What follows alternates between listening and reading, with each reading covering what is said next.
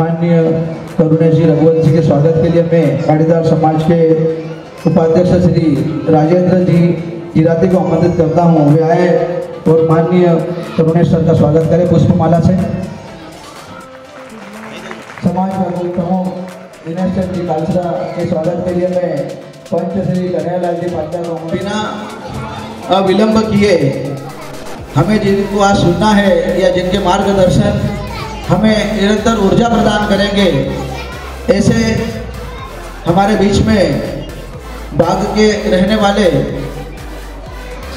माननीय करुणेश जी Raghuvanshi director MMPS बाग को मैं आमंत्रित करता हूं। जोरदार तालियों की गड़गड़ाहट के साथ उन्हें मैं पुनः मंच पर आमंत्रित करता हूं। वे आए और हमें मार्गदर्शन दें। निश्चित ही उनके मार्गदर्शन से समाज का हर वर्ग, युवा हो, महिला हो, वरिष्ठ हो, ऊर्जा मिलेगी। निरंतर हम आगे बढ़ेंगे। इन्हीं भावनाओं के साथ आदरणीय करुणेश सर। वंदे मातरम कुक्षी, वंदे मातरम पाटीदार समाज। सर्वप्रथम अपनी बात प्रारंभ करने के पूर्व इस मंच को मेरा सादर प्रणाम और इस मंच पे विराजित सभी विभूतियों को भी मेरा सादर प्रणाम। संपूर्ण पाटीदार समाज का और आदरणीय गोल्डी जी पाटीदार का मुझे यहाँ आमंत्रित करने के लिए हृदय तल से आभार। बिना किसी विलंब के मैं अपनी बात को यहाँ प्रारंभ करना चाहूँगा। किसी एक सुंदर सुदृढ़ राष्ट्र निर्माण की बात होती है तो कहीं न कहीं वहाँ पर एक सुंदर समाज की अत्यंत आवश्यकता होती है। और यदि हम एक सुंदर समाज की कल्पना करते हैं तो हमें एक सुंदर सुदृढ़ परिवार चाहिए। यानी हम यहाँ पर बात कर रहे हैं राष्ट्र की और मैं प्रारंभ करूंगा परिवार से। जब हम परिवार पे आते हैं तो यहाँ पर परिवार के हर सदस्य की एक महत्वपूर्ण भूमिका होती है और उन्हीं परिवार के सदस्यों में जो सबसे बड़ी भूमिका होती है वो होती है उस परिवार के बच्चों की, क्योंकि यही बच्चे आने वाले कल के भावी राष्ट्र निर्माता है। मेरी सोच थोड़ी अलग है। मैं एक कोई प्रखर वक्ता नहीं, एक साधारण व्यक्ति हूँ। आज मैं साधारण शब्दों में अपनी असाधारण बात को विशिष्ट मौजूद आम गणों तक पहुँचाने का प्रयास कर रहा हूँ। जहाँ तक मैं सोचता हूँ आज हम बड़े बड़े सुधार की बात करते हैं, राष्ट्र की उन्नति की बात करते हैं, कई बड़े लगातार हम लोग प्रयास कर रहे हैं, लेकिन मुझे ऐसा लगता है कि यदि हमारे घर के बच्चों में सुधार कर लिया जाए, उन्हें सुसंस्कारित और सुयोग्य बना दिया जाए, तो कहीं न कहीं इस पूरे विश्व की हर समस्या का अंत हो सकता है। क्योंकि आगे जाकर यही बच्चे हर क्षेत्र का प्रतिनिधित्व करने वाले हैं। जो गलत हो रहा है उसका प्रतिनिधित्व भी यही बच्चे करेंगे और जो सही हो रहा है उसका प्रतिनिधित्व भी यही बच्चे करेंगे। तो क्यों ना हम ये शुरुआत अपने परिवार से करें। जब हम परिवार की बात करते हैं तो यहाँ पर एक बहुत महत्वपूर्ण भूमिका हो जाती है माता पिता की। घर को बच्चों की प्रथम पाठशाला कहा गया है और माँ को प्रथम शिक्षक। आज मैं जो देख रहा हूँ, लगातार मैं शिक्षा के क्षेत्र में पिछले 35 वर्षों से अनवरत कार्य कर रहा हूँ और यहाँ पर जो मैं परिवारों की स्थिति देख रहा हूँ, जो बच्चों की स्थिति देख रहा हूँ, वो वाकई में बहुत चिंताजनक है। आज देखिए अभी मेरे सामने आप देख सकते हैं कई बच्चे घूम रहे हैं, मस्ती कर रहे हैं, बहुत अच्छी बात है। लेकिन आप थोड़ा सा सोचिएगा, इस तरह के आयोजन लगातार चलते रहते हैं परिवार में। कभी धार्मिक आयोजन होते हैं, कभी व्यक्तिगत आयोजन होते हैं, कभी सामाजिक आयोजन होते हैं। और मेरी एक बात पर गौर करिएगा, इन सभी आयोजनों के अंदर जो ये बच्चे होते हैं ना, ये पूरी तरह से आउट ऑफ ट्रैक हो जाते हैं, अपना ट्रैक छोड़ देते हैं, इनका जो डेली रूटीन चल रहा है वो पूरी तरह से कहीं ना कहीं डिस्टर्ब हो जाता है। तो आज बहुत सख्त आवश्यकता है इस छोटे से पॉइंट पे भी सोचने की। क्या होता है कि जब हम किसी भी चीज को एक नियमित दिनचर्या के साथ, एक रेगुलरिटी के साथ फॉलो करते हैं, वहीं पर सब चीजें बहुत ही सुचारू रूप से संचालित होती है। लेकिन यदि बीच में ब्रेक लग जाता है तो स्थिति बहुत ही ज्यादा दुखद होती चली जाती है। आज भारत, हम देख रहे हैं कि भारत कहीं ना कहीं त्योहारों का देश है। कोविड के बाद से लगातार हम लोगों का ये रुझान था कि 2 साल हम कई चीजें सेलिब्रेट नहीं कर पाए, इस साल हर चीज सेलिब्रेट होना चाहिए, सब कुछ बहुत व्यवस्थित चलना चाहिए, सब बिल्कुल चलना चाहिए, क्यों नहीं चले, बिल्कुल चलना चाहिए। लेकिन कहीं ना कहीं यहाँ पर एक प्रॉब्लम जरूर आ रही है कि ये जो भी हम करते हैं कहीं ना कहीं हमें एक बच्चों का भी इसमें विशेष रूप से ध्यान रखना चाहिए और कहीं ना कहीं उनके अनुशासन और डिसिप्लिन का भी बहुत विशेष रूप से ध्यान रखना चाहिए।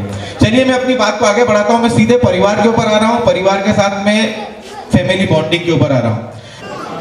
देखिए, वर्तमान समय में एक कटु सत्य है कि हमारी जो फैमिली बॉन्डिंग है वो दिन प्रतिदिन कमजोर होती चली जा रही है। एक ही परिवार के सदस्य एक ही छत के नीचे रह रहे हैं, लेकिन एक ही छत के नीचे रहने के बाद हम लोग रिश्ते जी नहीं रहे, निभा रहे हैं। मैंने कई बच्चों की काउंसलिंग की है, उनसे यह जानने की चेष्टा की है कि उनकी पारिवारिक पृष्ठभूमि क्या है और उनका उनके परिवार के साथ क्या लगाव है। जो रिजल्ट मेरे पास आए वो सचमुच में डराने वाले थे। 90% परिवारों में रहने वाले बच्चे, वो बच्चा कक्षा 3 में पढ़ रहा है या कक्षा 12 में पढ़ रहा है, no matter not at all, 90% बच्चे वर्तमान में अपने पेरेंट्स से नाराज हैं। एक सच्चाई आपको बयां कर रहा हूं, मेरे पास बच्चों के लिखित स्टेटमेंट है, मेरे पास उन बच्चों की बकायदा वीडियो रिकॉर्डिंग है। आज जो मैं आपको एक सत्य बताने वाला हूं वाकई में बहुत ज्यादा चिंताजनक है। हमें नहीं लग रहा है कि हमारे परिवार में किसी तरह की प्रॉब्लम चल रही है, लेकिन अंदर ही अंदर कहीं ना कहीं हमारे परिवारों का विघटन होते जा रहा है और माता पिता और बच्चों की दूरी लगातार बढ़ती चली जा रही है। मैक्सिमम बच्चे अपने पेरेंट्स से नाराज है। मैंने बच्चों से जानने की कोशिश करी कि बेटा ऐसी क्या सिचुएशन क्रिएट होती है जब आप अपने माता पिता से नाराज हो जाते हो। बच्चों के जो स्टेटमेंट आए थे उसके अंदर मुझे बच्चों के द्वारा ये बताया गया कि हमारे माता पिता हमें कई तरह की भौतिक सुख सुविधाएं तो प्रदान कर रहे हैं, लेकिन जो हमारी सबसे बड़ी आवश्यकता है, हमें हमारे पेरेंट्स का समय चाहिए, हमें हमारे पेरेंट्स का प्यार चाहिए, और कहीं ना कहीं वो लगातार छूट रहा है। उसका एक बहुत बड़ा जो कारण है वो कहीं ना कहीं मोबाइल एडिक्शन है। मैं डायरेक्ट अब पॉइंट पे आऊंगा कि कहीं ना कहीं इसका बहुत बड़ा कारण मोबाइल एडिक्शन है। और यहाँ पर जो भी बच्चों की मम्मियां मौजूद हैं, कृपया मेरी इस बात का बुरा ना माने, जब से परिवार के अंदर महिलाओं के हाथ में मोबाइल आया है तब से कहीं ना कहीं परिवार की स्थिति बहुत ज्यादा चिंताजनक हुई है। बच्चों की परवरिश पे बहुत गहरा असर पड़ा है। मैं 2015 से लगातार इस चीज के लिए फॉलो अप ले रहा हूँ, लगातार बच्चों के अंदर आने वाले चेंजेस को देख रहा हूँ। जो चेंजेस बच्चों में आ रहे हैं, कहीं ना कहीं जो माताओं की एक मुख्य भूमिका होती थी परिवार के अंदर, कहीं ना कहीं वो बिगड़ती चली जा रही है। दूसरी चीज, इन बच्चों के हाथ में मोबाइल किसने पकड़ाया है? इन बच्चों के हाथ में कहीं ना कहीं मोबाइल हमने पकड़ाया है। 2 साल का बच्चा, 6 महीने का बच्चा, 3 साल का बच्चा, 5 साल का बच्चा, हर क्षण ये मोबाइल हमने ही उनके हाथ में दिया है। बच्चा अगर रो रहा है तो गाने चालू करके उसके पालने में रख दिया है। थोड़ा सा बच्चा बड़ा हो रहा है, मोबाइल पे पिक्चर दिखा के, एनिमेटेड मूवी दिखा के, फिल्म दिखा के उसके पीछे दौड़ लगा लगा के उसको खाना खिलाया जा रहा है। लैपटॉप पे उसको मूवी दिखाई जा रही है। बच्चा 2-2.5 साल का हुआ, थोड़ा सा बोलना चालू करता है, हम उसकी रिकॉर्डिंग करते हैं। आजकल रील्स का चलन है, शॉर्ट्स का चलन है, लगातार बढ़ते चले जा रहा है। उन बच्चों की शूटिंग की जाती है, उनके डांस की शूटिंग की जाती है, उनके बोलने की शूटिंग की जाती है, उनके अंदर कोई प्रतिभा है उसकी शूटिंग की जाती है और उसको कहीं ना कहीं सोशल मीडिया, व्हाट्सएप स्टेटस है या इंस्टा है, व्हाटएवर भी, उस पर कहीं ना कहीं शेयर किया जाता है। और ये जो शेयर चल रहा है ना, ये 3 साल, 4 साल, 5 साल के बच्चों के अंदर एक गहरा असर डाल रहा है। कहीं ना कहीं उन बच्चों को मोबाइल की ओर लगातार आकर्षित कर रहा है, उन बच्चों को सोशल मीडिया की ओर लगातार आकर्षित कर रहा है। जब स्थिति बद से बदतर होती है, पेरेंट्स लोग बड़े बच्चों पे नाराज होते हैं, पनिशमेंट दिया जाता है, मोबाइल छीन लिया जाता है, डेटा नहीं डलवाया जाता है, केबल का कनेक्शन कटवा दिया जाता है, उनकी पिटाई हो जाती है।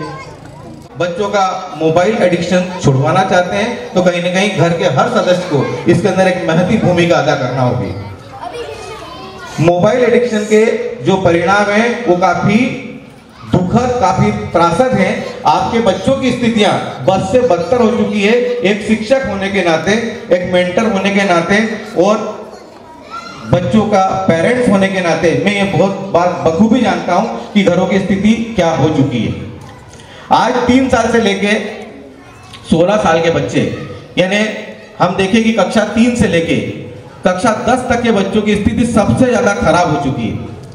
11 और 12 में आके बच्चे कहीं ना कहीं थोड़े से मैच्योर हो रहे हैं, थोड़े से इस चीज को समझ पा रहे हैं, क्या सही है क्या गलत है, थोड़ा बहुत वो कैच कर पा रहे हैं। लेकिन कहीं भी जाता हूँ, मैंने मेरे जीवन के अंदर शायद मेरे घर के मैरिज फंक्शन भी 3 से 4 अटेंड करे हैं 50 साल की उम्र में। मैं कभी किसी भी सार्वजनिक जगह पर जाना पसंद नहीं करता हूँ। मेरी लाइफ स्टाइल बिल्कुल आगे, मैं भला, मेरे बच्चे भले, मेरा परिवार भला। लेकिन आज मैं इसीलिए आया हूँ कि आप थोड़ा सा जागें, अपने घर में जाके अपने बच्चों को देखें कि उनकी स्थिति क्या हो चुकी है। बच्चों पे विश्वास करें, बहुत अच्छी बात है, बिल्कुल करना चाहिए, लेकिन अंधविश्वास ना करें। बच्चों को वो सभी सुविधाएं दें, आपका अधिकार है, जो आपको आपके बाल्यकाल में नहीं मिली। बिल्कुल आप बच्चों को सभी सुविधाएं दें, लेकिन इसके साथ ये चीज भी बहुत ज्यादा जरूरी है कि आपकी एक तीखी नजर उन बच्चों पर बनी रहे कि वो आपकी सुविधाओं का सदुपयोग कर रहे हैं या दुरुपयोग कर रहे हैं। प्राय मुझे ये सुनने में आ रहा है कि सर बच्चों का मोबाइल एडिक्शन कोविड के 2 साल में बहुत बढ़ गया है। मैं बिल्कुल इस बात से सहमत हूं। मानता हूं कि 2 साल के अंदर काफी कुछ चेंजेस आया है, लेकिन हमारे इस क्षेत्र के अंदर, स्पेशली कुक्षी तहसील के अंदर मोबाइल एडिक्शन जो बच्चों में चालू हुआ है सन 2015 से चालू हुआ है। 2015 से बच्चों का रुझान इस ओर गया और जैसे जैसे समय आगे बढ़ता रहा ये एडिक्शन बढ़ता गया और 2020 और 21 जो हमारे निकले हैं कोविड कार्यकाल में 1920 एंड 2021, ये 2 सत्रों ने बच्चों के लिए को बिगाड़ने में आग में घी का काम किया है और बच्चे पूरी तरह से इसकी चपेट में आ चुके हैं। अब देखिए यहाँ पर एक चीज और होती है, मैं थोड़ा सा आपको बिल्कुल बताना चाहूंगा। ये सोचा जाता है कि हम धीरे धीरे इस चीज को छुड़वा सकते हैं। मेरी थ्योरी के अनुसार दैट इज नॉट पॉसिबल। ये पॉसिबल नहीं है कहीं से कहीं तक, क्योंकि मोबाइल एडिक्शन एक ऐसी चीज है कि आप धीरे धीरे नहीं छोड़ सकते। आज मैं हूं या आप हो, यदि हम किसी शॉर्ट वीडियो को देखने लगते हैं, किसी रील को देखने लगते हैं, तो हमारा स्क्रॉलिंग जो रहता है वो कंटिन्यूएशन में चलता है। हर बार यही आशा रहती है कि अगला वीडियो इससे बेटर आने वाला, अगला इससे बेटर आने वाला, अगला इससे बेटर आने वाला है। हमारा हाथ चलता रहता है और कहीं ना कहीं हम जो 5 मिनट 10 मिनट के लिए मोबाइल को उठाते हैं, वहां आधा घंटा 1 घंटा कब निकल जाता है हमें मालूम ही नहीं पड़ता है। बहुत ज्यादा जरूरत है कि बच्चों को सख्त हिदायत देके इससे दूर किया जाए। यदि आप 21 दिन के लिए, 21 दिन इज मोर देन इनफ, अगर 21 डेज अगर आप फॉलो करते हैं इस चीज को, बच्चों को इस एडिक्शन से दूर करते हैं, यकीन मानिए 50 से लेकर 60% प्रॉब्लम आपकी 21 डेज के अंदर शॉर्ट आउट हो सकती है। और यदि 2 महीने इस चीज के लिए ध्यान दे दिया जाए तो ये प्रॉब्लम पूरी तरह से समाप्त हो सकती है। लेकिन यदि ये किया जाए कि 3 दिन उस बच्चे से वो चीज ले ली जाए, चौथे दिन थोड़ी देर के लिए दे दी जाए, संडे के दिन थोड़ी सी ज्यादा देर के लिए दे दी जाए, एग्जाम के दिनों में ले ली जाए, अब एग्जाम समाप्त हो रही है, अब बच्चे को दे दिया जाए, तो स्थिति कहीं से कहीं तक कभी भी सुधरने नहीं वाली है। अब बात ये होती है कि जनरली घरों से पेरेंट्स की जो मेरे पास खबर आती है, जो फीडबैक आते हैं, उसके अकॉर्डिंग ये होता है सब बच्चा हमारी सुनता नहीं है, बच्चा मोबाइल नहीं छोड़ता है। मैंने अभी आपको वही बात बोली कि बच्चे कभी भी हमारी बात कहने से नहीं सुनते हैं, हमारे उदाहरण बनने से सुनते हैं। यदि आप घर में इस चीज को छोड़ेंगे 100% बच्चे भी इस चीज को छोड़ेंगे। हर व्यक्ति की 2 चॉइस होती है। एज ए पेरेंट्स ये आप लोगों की ड्यूटी होती है कि आप बच्चे की दोनों चॉइस को जानने की कोशिश करें। एक चॉइस तो आपने जान ली कि भाई मोबाइल इसकी चॉइस है, ये मोबाइल इस समय चलाता है। सेम टाइम के अंदर आप कोशिश करिए इस बात को जानने की कि क्या इससे बेटर कोई उसकी चॉइस है। यदि आपको लगता है कि इससे बेटर कोई इसकी चॉइस है तो वो उसको प्रोवाइड करिए। फॉर एग्जांपल, यदि एक बच्चे को शाम को 7 से लेके 8 बजे तक मोबाइल चलाने की आदत है, वो मोबाइल नहीं छोड़ पाता है, लेकिन उसको मोबाइल के साथ उसको म्यूजिक का शौक है, उसको गिटार बजाने की भी आदत है और लगता है कि वो गिटार को पहली प्रायोरिटी देता है, तो कहीं ना कहीं हम उसको गिटार उपलब्ध कराएं। यकीन मानिए वो जो 7 से लेके 8 का या 8 से लेके 9 तक का समय जो मोबाइल की भेंट चढ़ा रहा था, वो मोबाइल की भेंट नहीं चढ़ाएगा। निश्चित रूप से वो अपनी पहली प्रायोरिटी के ऊपर आएगा, पहली चॉइस के ऊपर आएगा और वो पहली चॉइस को महत्व देगा। इस तरह से धीरे धीरे यदि आप पता लगाएंगे तो ये प्रॉब्लम स्वतः बच्चों से दूर होती चली जाएगी। लेकिन ये बात केवल और केवल माता पिता ही पता लगा सकते हैं। हम लोग केवल simply we are going to take the actions against our children, सीधी एक्शन ली जाती है, मोबाइल छीन लिया जाता है, डांट दिया जाता है, मार दिया जाता है, घर के अंदर कलेश हो जाता है, मम्मी पापा का झगड़ा हो जाता है, पूरा घर का माहौल खराब हो जाता है उस बच्चे के पीछे। और आखिरी में कोशिश की जाती है कि इस बच्चे को बहुत बिगड़ चुका है, इसको हॉस्टल भेज दिया जाए, इसको 2 घंटे की ट्यूशन लगा दिया जाए, उस स्कूल में भेजा जाए जहाँ ज्यादा से ज्यादा समय लिया जा रहा है, बच्चों को ज्यादा से ज्यादा हमसे दूर कर दिया जाए। और हम लोगों को कहीं ना कहीं ऐसा लगता है कि बच्चा इस तरह से हम बच्चों को ट्रीट करेंगे तो बच्चा कहीं ना कहीं इस एडिक्शन से बाहर आएगा, फालतू चीजों से बाहर आएगा। बिल्कुल आ सकता है, उससे दूर भी होगा, लेकिन एक बात का बिल्कुल ध्यान रखिए कि इसके साथ बच्चा आपसे भी दूर हो जाएगा, आपसे भी बच्चा दूर हो जाएगा। ये हमारे समाज की एक बहुत बड़ी विसंगति है, एक बहुत बड़ी एक प्रॉब्लम हमारे सामने लगातार आती जा रही है कि बच्चे आप लोगों से दूर होते चले जा रहे हैं। ये हमारे समाज की सबसे बड़ी प्रॉब्लम है। और अगर इसको हमें दूर करना है तो कहीं ना कहीं माता पिता को बच्चों के साथ एक स्ट्रांग बॉन्डिंग बनाना पड़ेगी, बच्चों को समझने की कोशिश करना पड़ेगी, बच्चों को समय देना पड़ेगा, बच्चों से बात करना पड़ेगी। यहाँ पर मैं जो बच्चों के पापा है उनके बारे में बिल्कुल बताना चाहूंगा। जनरली हम लोगों को ये लगता है कि हम सुबह 8 बजे हमारी शॉप पे जाते हैं, हमारी दुकान पे जाते हैं, हमारे खेत में जाते हैं, हम हमारे काम पे जाते हैं, सर्विस पे जाते हैं, शाम की 7 से 8 बजे हम वापस आते हैं। और 8 बजे के बाद जो समय हमारे पास बचता है कहीं ना कहीं वो समय हम अपने आप को देने की कोशिश करते हैं। वो समय हम हो सकता है हमारे दोस्तों के साथ कुछ देर बैठना चाहे, हो सकता है टीवी पे हमारा फेवरेट सीरियल देखना चाहे, हो सकता है कुछ देर हम बाहर टहलने जाएं। देखिए बच्चों की जो दुनिया चालू होती है वो आपके घर पहुंचने के बाद चालू होती है। आपने दिन भर में क्या प्रॉब्लम फेस करी है, आपको क्या तकलीफ रही है, इससे बच्चे को कोई मतलब नहीं है। उसकी दुनिया तब चालू होती है जब आप उसके सम्मुख उपस्थित रहते हैं। लेकिन कहीं ना कहीं हम हमारे दिन भर की परेशानियां, दिन भर के टेंशन, व्हाटएवर भी जो भी हमारे साथ घटित हुआ है, कहीं ना कहीं उसका पूरा कोप भाजन कई बार घर में बच्चों को बनना पड़ता है। और जो समय फादर को अपने बच्चों के लिए देना चाहिए वो भी कहीं ना कहीं दूसरी जगह चला जाता है, कलेश के रूप में परिणित हो जाता है और जो घर का माहौल है पूरी तरह से बिगड़ जाता है। यहाँ बहुत ज्यादा जरूरी है, आप लोगों को इस चीज को समझना होगा, अपने बच्चों को समय देना होगा, उनको जानने की कोशिश करना होगी, मोबाइल एडिक्शन उनसे छुड़वाना होगा। मोबाइल एडिक्शन के अलावा बच्चों की जो दिनचर्या है, एक कॉमन सिनेरियो में देख रहा हूं समाज में कई समय से चल रहा है। हर जगह के बच्चे शाम की 7 बजे घर से खेलने के लिए बाहर निकलते हैं, कोई रात की 10 बजे आता है, कोई 10:30 बजे आता है, कोई 11 बजे आता है। संडे के दिन सुबह 8-9 बजे घर से बाहर निकलते हैं, 12-1 बजे वापस आते हैं।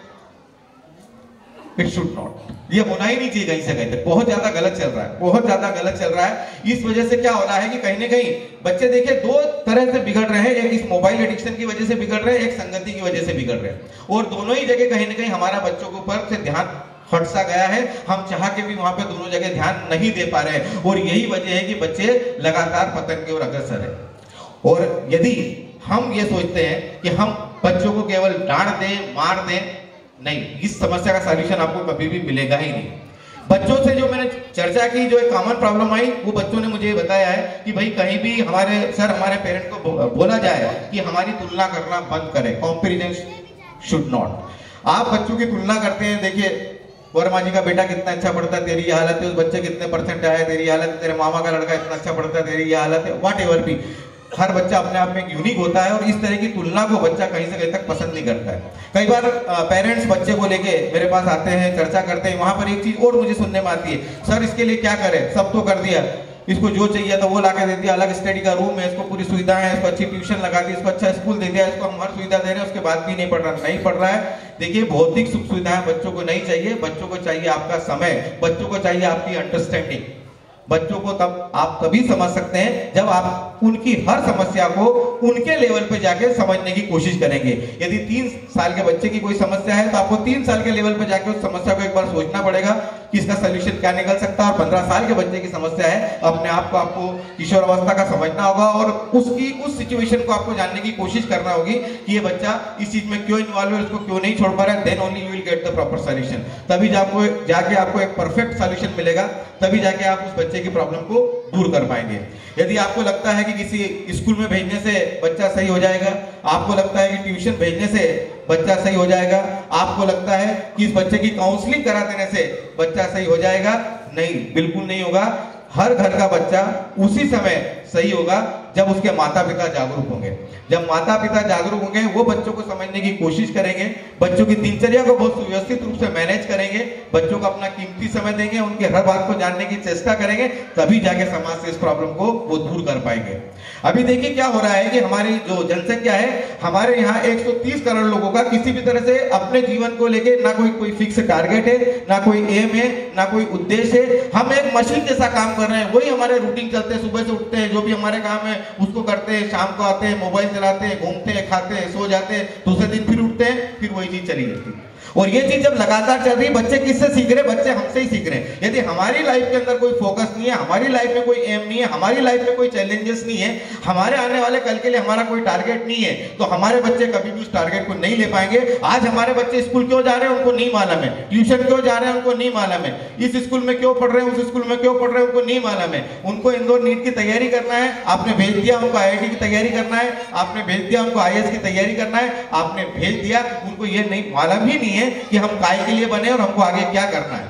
ये एक बहुत बड़ी प्रॉब्लम खड़ी होती चली जा रही है, और इसके सॉल्यूशन तभी मिल सकते हैं जब आप बच्चे के एक ऐसे दोस्त बने जिसके अंदर कुछ फाउंडेशंस हो, जब आप बच्चों से लगातार चर्चा करें। मैं दावे के साथ बोल सकता हूं कि ऐसी कोई भी समस्या नहीं है बच्चों को रिलेट करती हुई जिसका समाधान नहीं हो। इस पाटीदार समाज के सार्वजनिक मंच से मैं बिल्कुल इस बात को 100% श्योरिटी के साथ बोलना चाहूंगा। यदि आप आपके बच्चे की कोई भी प्रॉब्लम मेरे साथ कभी भी शेयर करेंगे, I will provide you the definitely perfect solution, और वो सॉल्यूशन एप्लीकेबल आपको करना होगा। आप मुझसे मत बोलिए कि सर आप देखिए, आप बच्चे को डांटिए, आप मारिए, आप इसको टाइट कर दीजिए, इसको बंद कर दीजिए, इसको 2 झापट लगा दीजिए, प्रॉब्लम सॉल्व हो जाएगी। बिल्कुल नहीं होगी।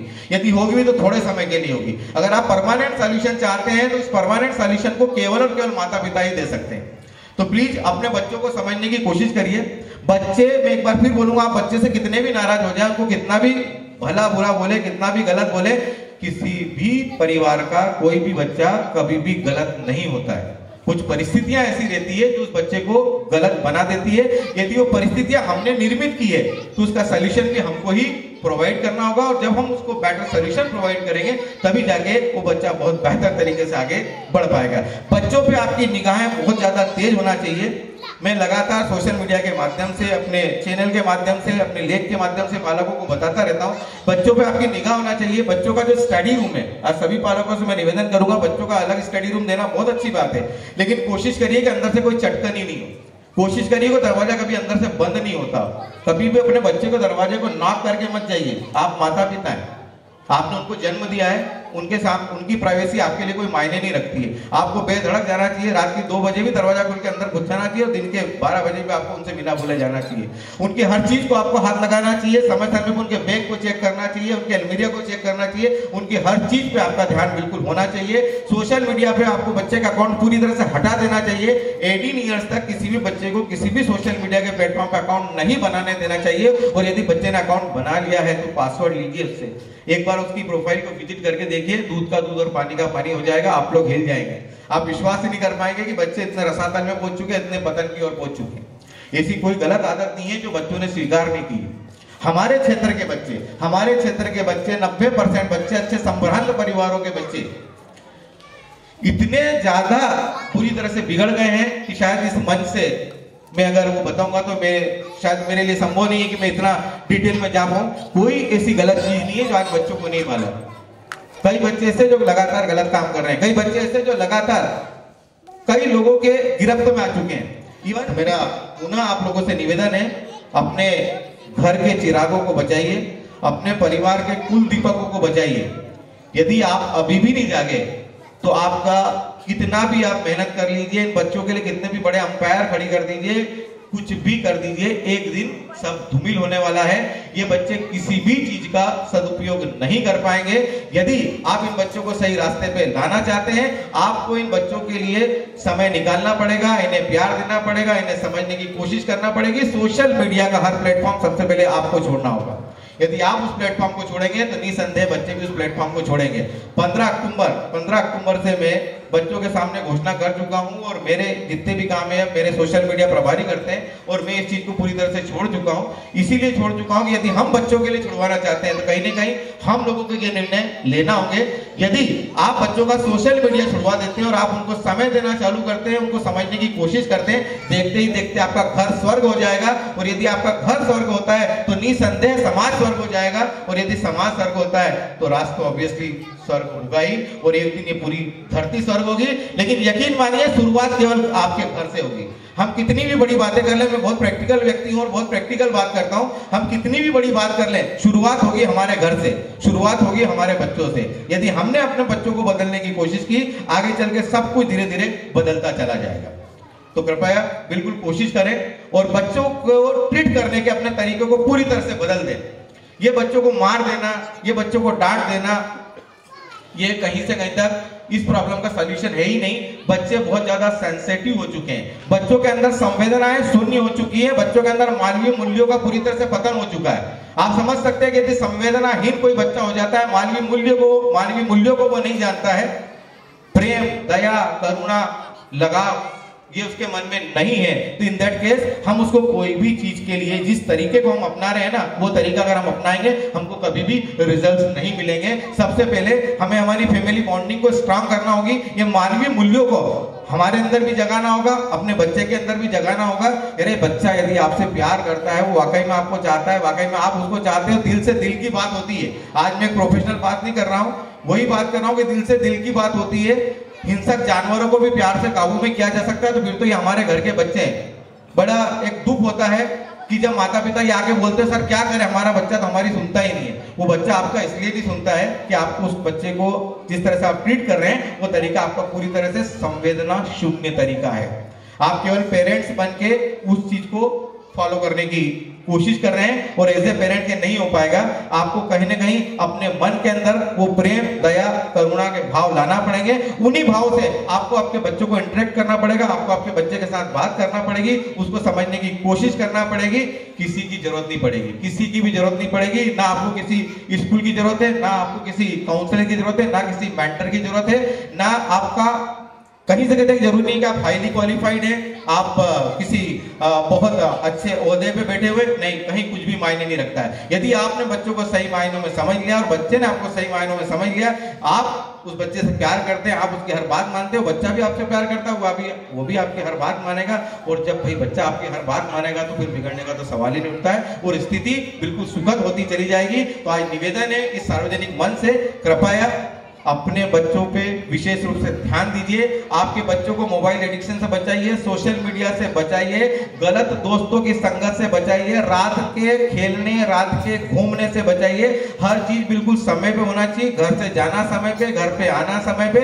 यदि ये सभी चीजें सही तरीके से, सिस्टमेटिक तरीके से होती है तो किसी भी घर का कोई भी बच्चा कभी भी नहीं बिगड़ सकता। और जो बच्चे बिगड़ चुके हैं वो बच्चे भी बहुत बेहतर तरीके से आपके वापस से जो उन्होंने खोया है वो वापस से पा लेंगे।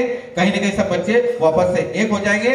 देखिए क्या हो रहा है कि जब बच्चा बाहर दोस्त क्यों ढूंढ रहा है, बच्चा मोबाइल में वीडियो गेम क्यों खेल रहा है, बच्चा सोशल मीडिया पे क्यों जा रहा है, वो कहीं ना कहीं एक एकाकी अनुभव करता है, घर में अकेलेपन का अनुभव करता है, घर में उस प्यार का जो उसकी चाहत है वो उसको मिल नहीं पाता। ये सब चीजें वो धीरे धीरे एक वर्चुअल वर्ल्ड में ढूंढने की कोशिश करता है, एक आभासी दुनिया में ढूंढने की कोशिश करता है, काल्पनिक दुनिया में ढूंढने की कोशिश करता है। और ये चीजें ढूंढने के लिए वो बाहर चला जाता है क्योंकि घर में ये चीज उसको नहीं मिलती है। यदि यही चीज उसको घर में दी जाए और वो यदि कोई दे सकता है तो केवल और केवल माता पिता दे सकते हैं। एक बच्चे का स्टेटमेंट मैं जरूर शेयर करना चाहूंगा, आपके घर की कहानी है ये। देखिए क्या एक बच्चे ने मुझे बोला, बोले सर मैं बहुत परेशान हूं। मैंने कहा बेटा क्यों परेशान है? बोले सर मैं परेशान इसलिए हूं, पहले हमारी जॉइंट फैमिली थी, मैं, मेरे पापा, मेरे अंकल और दादा दादी, हम लोग साथ में रहते थे। अंकल और पापा के बीच में कुछ फ्रैक्शन हुआ, अंकल अलग हुए, अंकल के अलग होने से दादा नाराज हुए, दादा भी अलग हो गए। अब मेरे अंकल का अलग घर है, मेरे दादा दादी अलग रहते हैं, मेरे मम्मी पापा और मैं अलग रहता हूं। मैं कक्षा 10वीं का छात्र हूं सर, 2 साल से ये स्थिति मेरे घर में निर्मित हुई है। और मैं अभी तक एक संयुक्त परिवार में रहता आया हूँ। मैं अपने दादा दादी से बहुत प्यार करता हूँ, मैं उनके बिना नहीं रह पाता हूँ। बताइए मुझे क्या करना है। मैं जब भी घर जाता हूँ, मैं अपने घर जाना पसंद नहीं करता हूँ, मैं अपने दादा दादी के घर जाना पसंद करता हूँ। जब मैं अपने दादा दादी के घर जाता हूँ तो मेरी मम्मी मेरे से बहुत ज्यादा नाराज हो जाती है। जब मैं घर लौट के आता हूँ तो मम्मी मेरे से बात नहीं करती है। मैं मम्मी को समझा के थक चुका हूँ, पापा को समझा के थक चुका हूँ, लेकिन दोनों मेरी बात मानने को तैयार नहीं है। मैं अपने दादा दादी को भी नहीं छोड़ सकता हूँ, मैं अपने मम्मी पापा को भी नहीं छोड़ सकता हूँ। इस वजह से सर अब मैंने विचार कर लिया कि ना मुझे दादा दादी का जाना, ना मम्मी पापा का जाना। अब मैं अपने दोस्तों के साथ घूमता हूँ। जब मैं बहुत थक जाता हूँ तब सोने के लिए घर जाता हूँ। ये आपके ही बीच के किसी बच्चे की कहानी है और ये घर घर की कहानी। इस तरह की स्थितियां बच्चों के साथ निर्मित हो चुकी है। तो मेरा आपसे यही निवेदन है कि जब आप बच्चों को जानने की कोशिश करेंगे, आप किसी भी गलत काम के लिए बच्चों को कभी मत डांटिए। आप केवल उससे पूछिए कि ये किया है तो क्यों किया है। जैसे ही आप उससे पूछना चालू करेंगे, समाधान आपको वहीं पर मिल जाएगा। और समाधान यदि आपको मिल जाएगा, प्रॉब्लम सॉल्व हो जाएगी। प्रॉब्लम सॉल्व हो जाएगी, बच्चा सही रास्ते पर आ जाएगा। अंत में अपनी वाणी को विराम देना चाहूंगा इन्हीं वाक्यों के साथ। केवल आखिरी बात आपके साथ फिर से वही पुनः दोहराना चाहूंगा, अपने घर के बच्चों को बचाइए। स्थिति बहुत ज्यादा चिंताजनक है। बच्चों को जो आपने छूट दे रखी है वो वाकई में बहुत ज्यादा चिंताजनक है। बच्चे लगातार पतन की ओर अग्रसर हैं, बच्चे आपसे लगातार दूर होते चले जा रहे हैं। और इसी तरह से सब कुछ चलता रहा तो कुछ समय के बाद जो हमारी सामाजिक स्थितियां हैं वो और ज्यादा विकृत होती चली जाएगी। और समाज अगर विकृत होगा तो निसंदेह आगे जाके राष्ट्र के लिए भी कई तरह की समस्याएं खड़ी हो जाएगी। थैंक यू, जय हिंद। आपने आने वाले भविष्य की पीढ़ी के बारे में हमें आगाह किया। हम सभी उसका अक्षरशः अनुसरण करने का प्रयास करेंगे ताकि आने वाला भविष्य हमारे समाज का उज्जवल हो। और समाज का भविष्य उज्जवल होगा तो देश का भविष्य निश्चित ही उज्जवल होगा।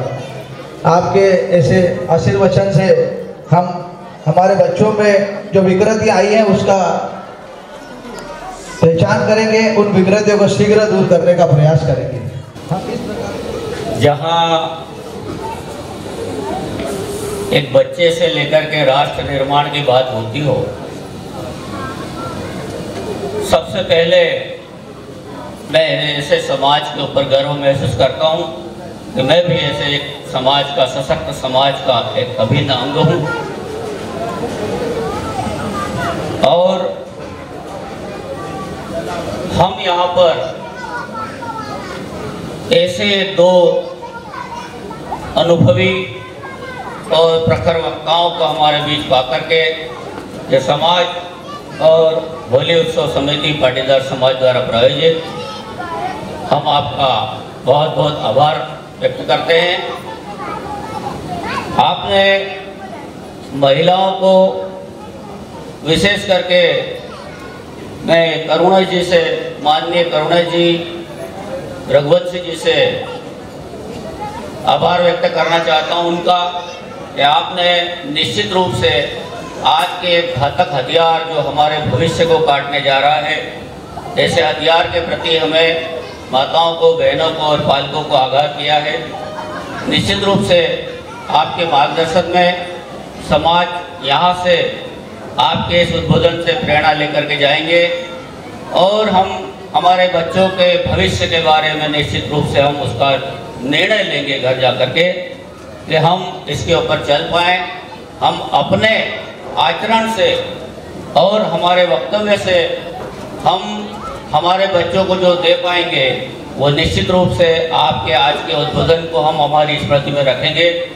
और आपने जो अमूल्य समय दिया और जो अपना सर्वोच्च हमें प्रदान किया है उसके लिए हम गर्वबद्ध होकर के आदरणीय करुणा जी का बहुत बहुत आभार व्यक्त करते हैं। सिखाए तुझे दौड़ना है, जीना सिखाए तुझे जीतना है, कहना सिखाए तुझे चीखना है, तुझे सीखना है। चलना सिखाए तुझे दौड़ना है, जीना सिखाए तुझे जीतना है, ना सिखाए तुझे चीखना है, तुझे सीखना है, तुझे जीतना